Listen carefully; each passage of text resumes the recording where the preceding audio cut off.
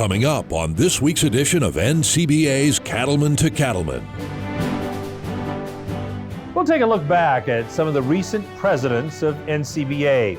You'll see what life is like back home for these cattle industry volunteer leaders. And now, NCBA's Cattlemen to Cattlemen. Hello and welcome to NCBA's Cattlemen to Cattlemen. I'm Kevin Ochsner. Thanks for joining us. Over the years, the National Cattlemen's Beef Association has been blessed with many great individuals who work countless hours on behalf of the beef industry. It starts at the top with the president, the person who serves a year as the key volunteer leader of the organization. Today, we're going to take a look back at some recent presidents and see what life is like back home on their own ranching operations. First, we turn back the clock to 2023 and head to South Dakota for more on Todd Wilkinson.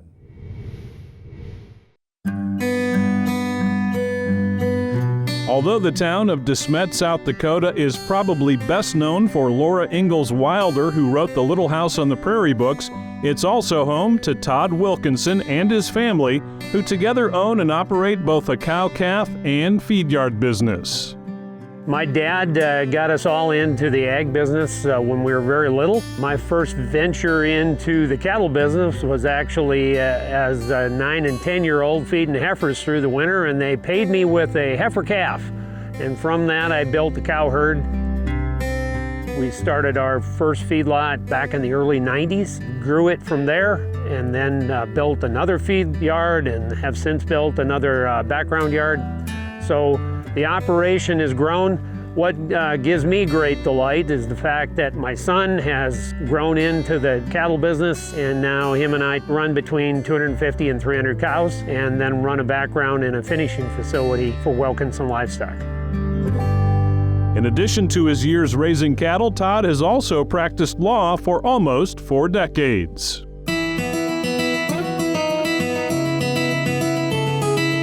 The area that I have developed a little bit of a niche for is pretty heavy ag-oriented and estate work. I work with producers in multiple states, dealing with some things that a lot of people would recognize, like CAFO, permitting and trust and estate setups, and succession planning for farmers and ranchers. The running joke in my family is I try to make enough money on the law side so I can lose it on the cattle side. Sometimes there's more reality in that than not, but it's been a good marriage for me in terms of being able to bring assets to our operation that allow us to grow. Over the years, Todd has been heavily involved in local, state, and national leadership roles, including serving as president of the South Dakota Cattlemen's Association.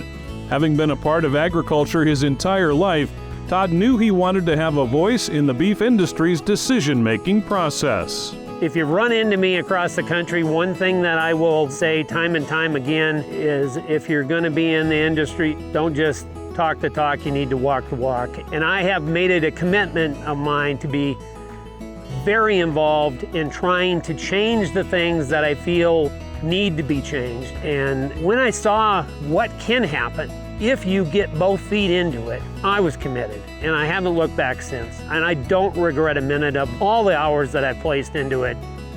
Now Todd steps into his biggest role of all, president of NCBA, where he'll represent cattlemen and women all across the country. I enjoy going into the different regions of the country, the different states, meeting new people, meeting new ideas.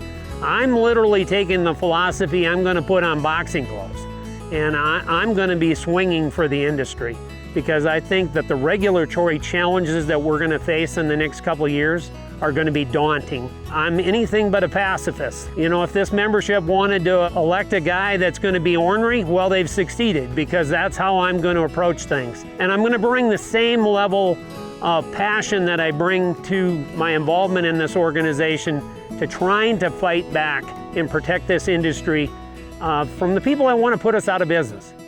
Todd will always make time to continue his work with the South Dakota Cattlemen's Foundation to put on the Primetime Gala. This annual event raises money to provide beef to food insecure families throughout the state.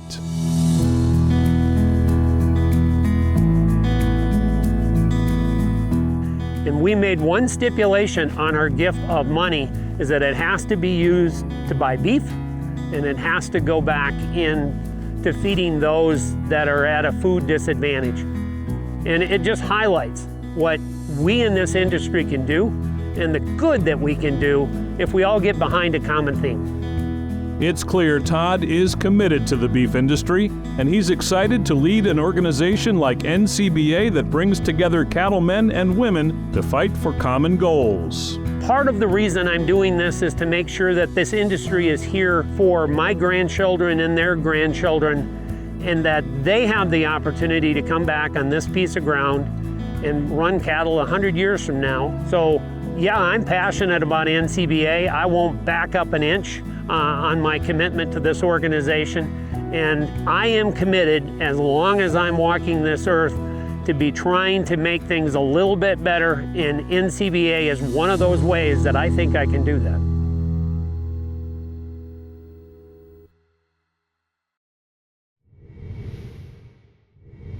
Every day, NCBA staff in Denver and in Washington, D.C. work on issues that matter to cattle-producing families. You can help in the fight for our industry's future by becoming a member of NCBA. Just call 866-233-3872 or visit the website ncba.org. Be sure to use a promo code C2C for a special membership offer only for our viewers. We got plenty more to come on this edition of Cattlemen to Cattlemen, including stops in Minnesota, Kansas, and Florida. Stay with us. We'll be right back. Cattle producers across the country work hard to care for their animals and their land. The USDA's Natural Resources Conservation Service is there to help. Find out how you can work with NRCS to develop a conservation plan for your operation. Find possible funding resources for implementing conservation practices, or get free expert advice on ways to improve your farm or ranch. Visit the website nrcs.usda.gov today.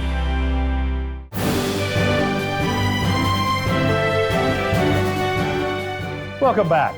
In 2022, Don Schiefelbein served as president of the National Cattlemen's Beef Association. Before he began his term, the Cattlemen to Cattlemen crew visited Minnesota to learn what life was like back home for Don. Let's take a look.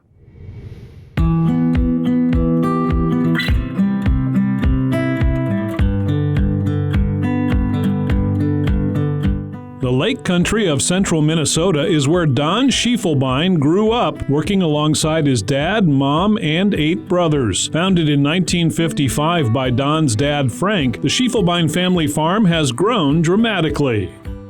Well, it's a family operation consisting of 7 brothers, 5 nephews, and all their wives, etc. So it's a large family operation. Sitting here in central Minnesota, we have about 6,000 acres. We run about 1,000 cows in the spring and another 100 or so in the fall, so 1,100 cows. And we feed out cattle here, so we're pretty diversified. We'll feed out 5,000 to 10,000 calves here on the place as well. Don gives credit to his parents for the success of their family operation, and he believes his dad's innovative thinking was one of the keys. Simple things like how to feed cattle. He said, boy, wouldn't it be a lot smarter and wiser, instead of having the bunks on the inside of the pens, to have bunk line fences on the outside. So in 1950 he said, I'm going to put bunks on the outside. He is one of the very first up here in the Midwest to have bunks on the outside of the feedlot. And so that made a world of sense. And everything he's done, I think, has transferred to me and to my children as well, saying, boy, if there's a better way to do it, let's look at it. Let's not be confined to the way things have always been done. As a result of their effort to always get better, Schiefelbein Angus bulls and females are prized in the marketplace. And the family has continued to offer value to their customers with a calf buyback program that was started more than 25 years ago. So every decision we make here, we either gain or fail ourselves as the result of the mating on the cattle we buy back. And if we make a mistake breeding an animal, we're ultimately the ones that pay. So we're paying a lot more attention to making sure they're bred right. So from a commercial cow-calf standpoint, you can imagine the sigh of relief they have knowing that the genetics they're buying are being kind of backed up by somebody with real dollars and cents saying, these cattle have to work or we ultimately have to pay. After college, Don worked for Texas A&M Extension and then for the Limousine and Gelbvieh Breed Association before returning to the family operation in 2003. Since then, he's served in a variety of leadership roles with the Minnesota Cattlemen as well as for the Angus Association and as an officer for NCBA. If you are going to be successful, your industry must be successful first. So if you aren't willing to put the time and effort into making that industry successful and serving that industry, then it's basically going to be a potluck whether or not your industry survives.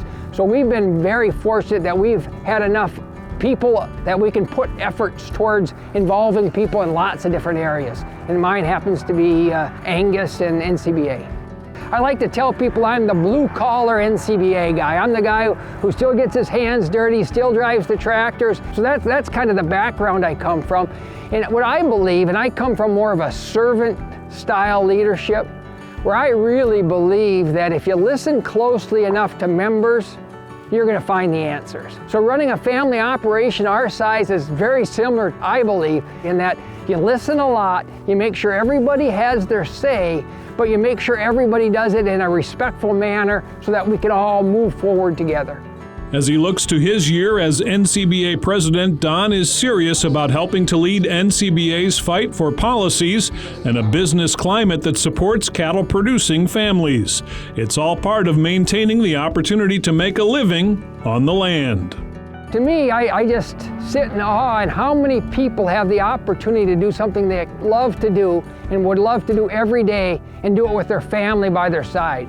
There's just not many places in this world that give you that opportunity. And you do it in the United States of America where you have the most freedom, and boy, there's days that you just look up and say, God, why me? Why did I get blessed with this? And it truly is a wonderful, wonderful experience.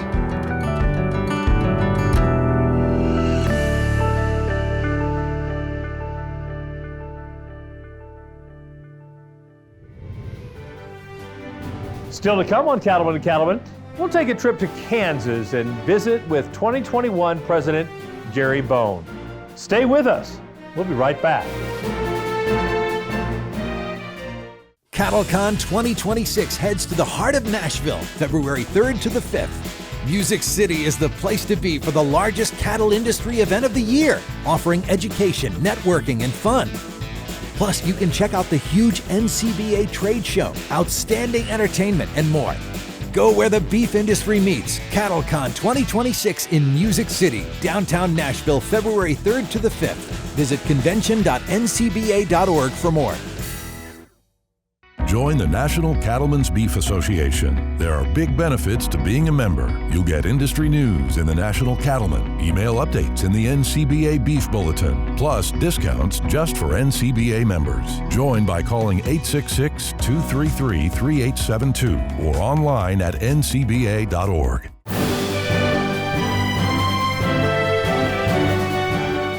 Welcome back as we continue our look back at a few of the past presidents of the National Cattlemen's Beef Association.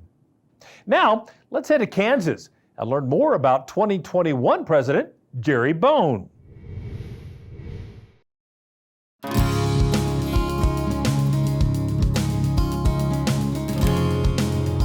Pratt Feeders in central Kansas is a place and a business Jerry Bohn knows well. A Kansas native, Jerry started his career as an assistant feedyard manager and then moved to Colorado to work with CattleFax for 7 years before moving back to manage this feedyard.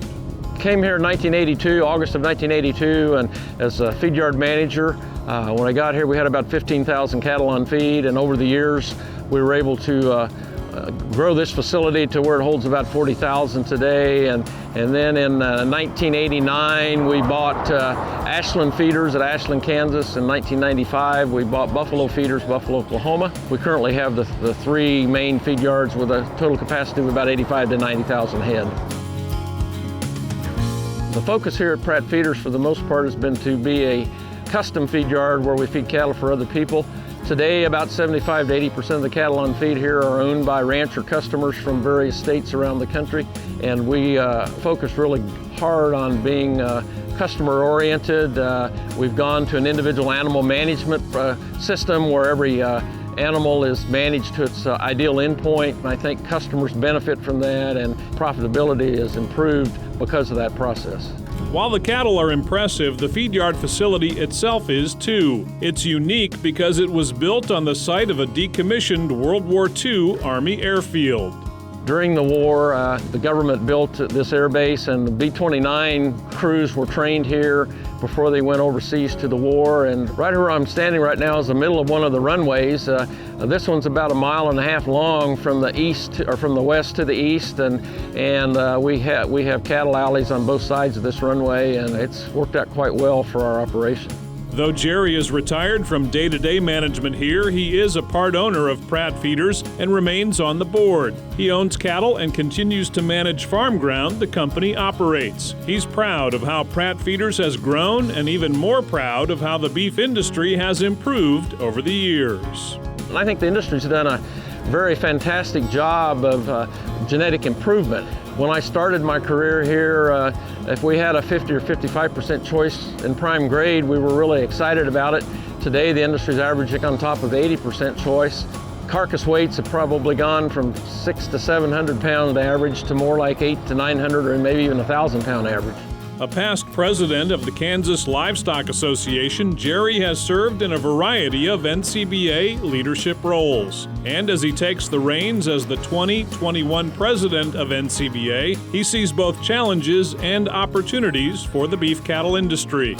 Building unity is a priority for Jerry, who wants to see state cattle organizations and NCBA pull together to create more opportunity for producers in all sectors of the American beef cattle business.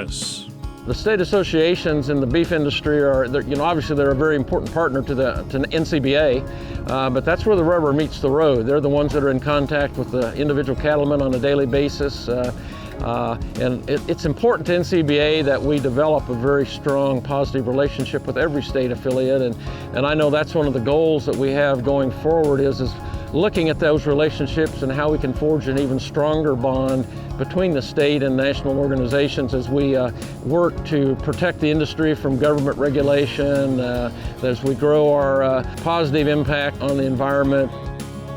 NCBA is working on a daily basis for the benefit of every member, and in fact we're working on the benefit for those who have chosen not to join us too. And so as we talk about membership, first of all, being a member of NCBA is important. Without that membership, we can't do the work that we do. The local member is vastly important to us, and so we spend a lot of time working to help them be profitable and successful, and in turn, if they do that, we're going to be successful as a national organization. I am very excited to have the opportunity to be the president of the National Cattlemen's Beef Association. I consider it kind of a crowning event for my career in the business.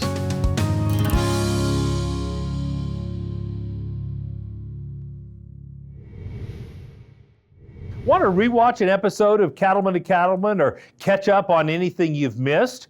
Then visit our YouTube page. You'll find replays of all our shows filled with educational segments and producer profiles from all around the country. So check us out at youtube.com/Cattlemen to Cattlemen. Still to come, we'll get a closer look at a day in the life of former NCBA President Marty Smith. Don't go away. We'll be right back.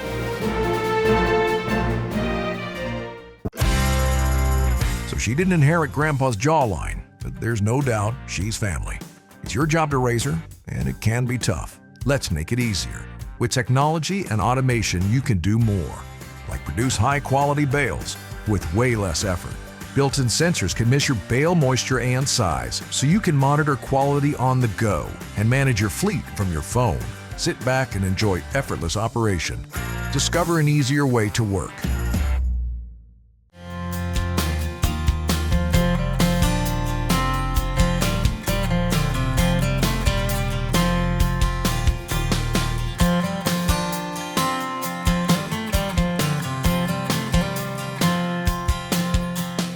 Do you have an upcoming production sale to advertise? Then contact the Cattlemen to Cattlemen marketing team or your breed association to learn more.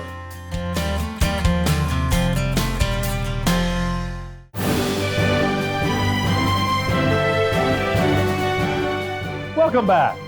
Today, we're bringing you a closer look at what life is like back home for some of the recent presidents of NCBA. Now, let's take a trip back in time to 2020 and learn more about that year's president from Florida, Marty Smith.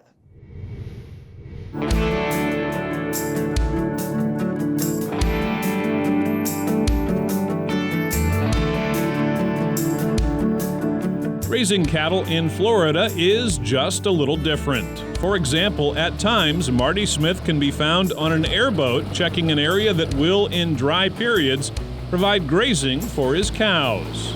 We are on Levy Lake, which is more of a marsh than it is a lake. It's several thousand acres in here of historic marshland. In drought times, this will go down. Will be somewhat dry out here. And when it dries out, it's got marsh grass, which is, and what is the management? The management is stay out of the cow's way. They figure it out, and they know how to utilize this. And we open the gate, and they're going to come here because they know what's out here. And so you'll see them wading out here into the water sometime to eat the marsh grass. And we certainly think that as long as we can continue to run cattle here and utilize this, enjoy it, keep it the way that we do, take care of the water, take care of the resources, take care of the wildlife, which we take as part of our charge here and part of our role, that's a whole lot better than having a housing development. In spite of intense development pressure in Florida, the Smith Brothers is a family ranch with a long history. A one-room church hand-built by Marty's great-grandfather in 1852 is still in use on the property, and the cattle herd is still here as well. My family's operation here dates back to around 1850. So we say 170 years now of being in the cattle business in the state of Florida. My family originally settled here from South Carolina. What we're looking at here today is Brangus and Brayford cattle for the most part. Historically, the Brahman cross cattle is what perform here. They're able to tolerate the heat. Our grass quality here is not what it would be really in any other part of the country. This is poor quality grass. We do have the ability though because of, and we're standing here today in early January and the temperature's in the 70s and grass is growing today.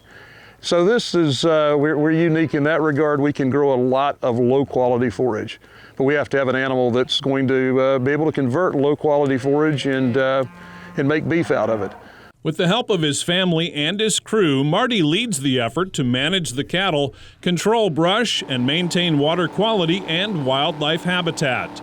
In addition, as a past president of the Florida Cattlemen's Association, Marty works to bring the cattle community together at his ranch, hosting friends, family, and those involved in the cattle business. When we go and we sit down around, as we talk it, around the fire, nothing is off limits. Every opinion counts. Everything can be discussed. There's no, we can't talk about that. I want NCBA to operate that way. It's that team building that grows out of that, of being able to frankly discuss issues, problems, challenges, try to come to some unity, but joint decisions. And I invite people to come be part of that with me. I think really what I try to bring is this team building. Building unity and service to the beef industry has become a Smith family tradition. Joanne Smith was the first female president of the National Cattlemen's Association back in 1985. Now, Marty takes the reins of NCBA with a view that the future is full of opportunities. We have got to do a lot as an organization, as an industry, to get that message out about what a great thing we're doing environmentally, what a great sustainable industry we are, but that future is ahead of us. And I think what we do here today, what we do as a group is what's going to make the difference, not just for ourselves, but more importantly for all the future generations that follow. Whether he's checking on cows, hosting a steak fry, or leading a board meeting, Marty Smith is all in on the U.S. beef cattle industry. And he's committed to working through NCBA to preserve and protect the future for cattle operations like the one his family has called home for 5 generations. It's kind of hard to beat this now, isn't it? We're standing here in January and it's like I say, it's somewhere between 70 and 80 degrees. The sun's out, grass is growing, calves are dropping. My family's been here with me, they'll be with me tonight, and there isn't anything quite as much fun being out in your cow pasture with your family, your friends. That's what this is about. And this is what, again, we're going to bring that same atmosphere to NCBA too, so come join, be part of it.